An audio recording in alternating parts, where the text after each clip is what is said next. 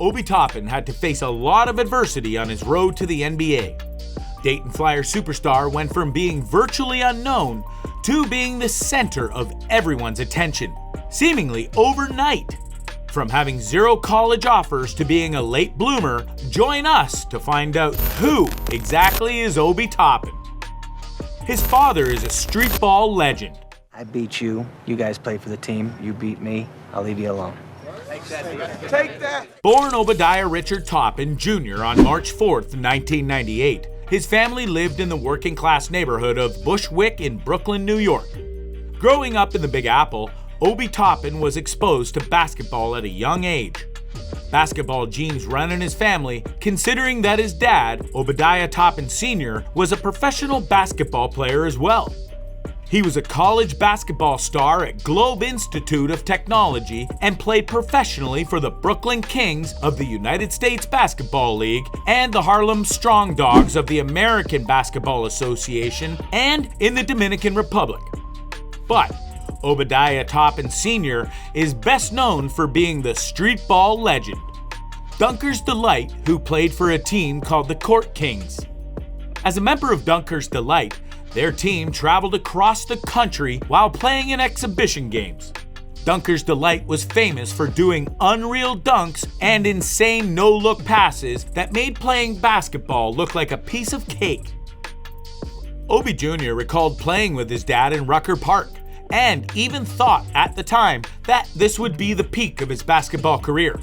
He clearly enjoys being around his dad, and their tight bond helped mold him into the player he is today.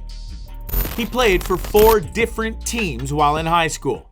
Hey, we're doing a lunchtime survey of new students. Can you answer a few questions? Okay. Look, high school isn't easy for everyone. You'd worry about a lot of things like fitting in or making new friends. Imagine doing this 4 times in 4 different schools. His family moved to Melbourne, Florida just before he went to high school. During his freshman year, he played for Heritage High School in Palm Bay. The next year, he transferred to Melbourne Central Catholic High School and played there as a sophomore. In his junior year, his family relocated back to Ossining, New York. At this point, he had already played for 3 different schools and wasn't receiving any attention from scouts. After graduating from high school, he decided to enroll at Mount Zion Preparatory School in hopes to improve his chances of getting noticed by colleges with a strong basketball program. His family moved around so much because of his dad's job playing for the Court Kings. He didn't receive any NCAA Division I offers. Looking at Obi Toppin now, it seems ridiculous to think that he was an under-the-radar prospect. With such a flashy playstyle that revolves around his athleticism, you'd think that colleges would be fighting over each other to have him play for them. Unfortunately, that wasn't the case, and he had a true underdog story. In his last year at Ossining High, he averaged 20.6 points, 8.1 rebounds, 3 assists, and 3 steals in his senior year, and led the team to its first conference title in 10 years. Despite having an impressive senior year, he received a grand total of 0 college offers by the time he had graduated. You could say that the lack of exposure contributed to his obscurity. I mean, he didn't play in the AAU circuit and didn't exactly have the right competition around him to show off his game. Mount Zion Prep head coach Roddick Harrison was quoted saying that he couldn't believe that Obi wasn't getting any attention. Toppin used the lack of college offers as motivation and averaged 17 points, 8 rebounds, and 4 assists in his postgraduate year. Basically, playing his way into a college. All the hard work definitely paid off, and in the span of just 1 year, he was met with multiple college scholarship offers from schools like Rhode Island, Georgetown, Georgia, Texas A&M, Minnesota, and Texas Tech. Ultimately, he committed to the University of Dayton. He played as a backup point guard in high school.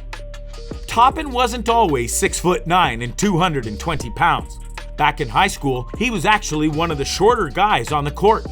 Standing at 6'2", his size didn't wow you, but was decent enough for a point guard. He couldn't even dunk until he was in his senior year of high school, and at the time, he didn't have great skills that made him stand out from other players. His lack of confidence in taking shots led his high school coaches to bench him as a backup floor general. He was definitely a far cry from being the best finisher during his college years. Right now, you could see how his days as a point guard made him such a versatile offensive talent. His ability to handle the ball plus his passing IQ makes him a threat in transition. He just needed a little more time to grow and develop. He's a late bloomer. It's no secret that Obi was under-recruited coming out of high school. He wasn't tall enough back then to even play power forward. He even thought that playing basketball after high school was a long shot. You could argue that the Obi we watched in college and the Obi who played in high school were two very different people. Luckily, his growth spurt hit at the right time and proved to be a crucial turning point in his career. His first growth spurt happened just before his senior year in high school, where he grew 3 inches and was listed at 6'5". Growing a whopping 4 inches and toeing at 6'9" by the time he was in college, while his contemporaries like Jason Tatum and Bam Adebayo are already making their mark in the NBA. Toppin is only getting started, and we're willing to bet that he'll be making a splash in the league. He redshirted through his first season at Dayton. Hey, I took a math test today and I'm pretty sure I flunked it. Oh, great. In his first year of playing with the Dayton Flyers, he was focused on basketball and took his education for granted. This made him sidelined for not meeting the initial academic eligibility standards. But this didn't stop him, so he had to redshirt his first year.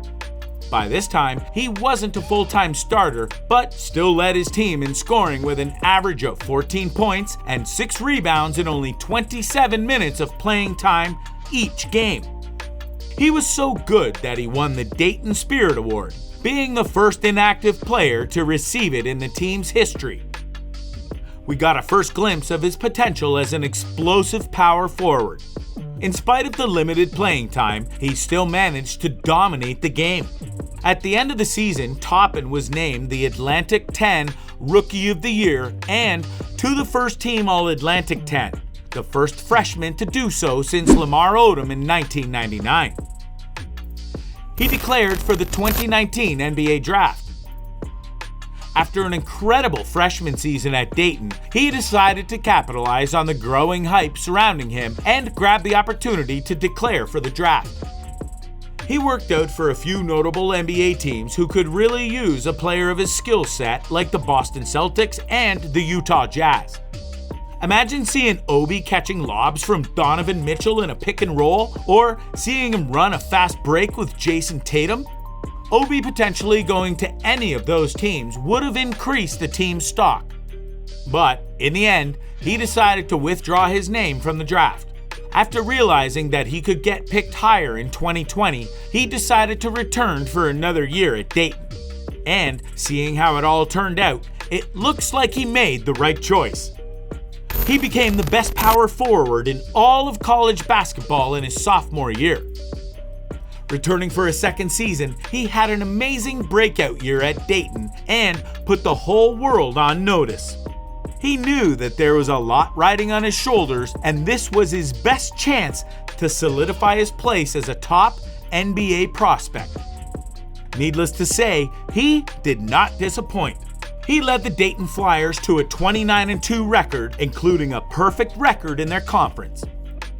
His average of 20 points, 7.5 rebounds, 2.2 assists, and 1.2 blocks per game led him to a consensus first-team All-American selection.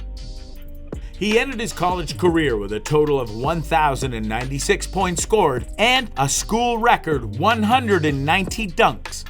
His versatility and explosiveness makes him a nightmare to defend.